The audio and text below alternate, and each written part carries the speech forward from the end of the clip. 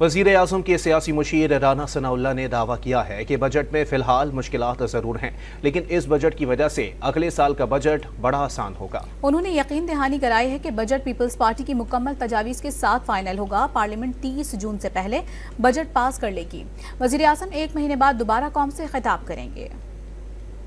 جو موجودہ بجٹ پیش کیا گیا ہے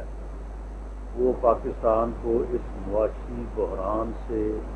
باہر نکلنے میں مدد دے گا، اور آئی ایم ایف کا پروگرام جس طرح سے وزیر اعظم نے وعدہ کیا ہے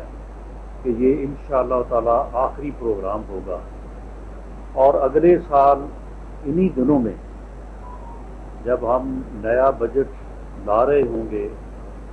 تو وہ تمام مشکلات جو اس وقت نظر آ رہی ہیں ان میں بھی آسانی آئے گی، اور پاکستان کے معاشی حالات کی بہتری جو ہے اس کے اثرات عام آدمی تک، غریب آدمی تک جو ہے وہ کامن مین تک بھی جو ہے وہ پہنچیں گے۔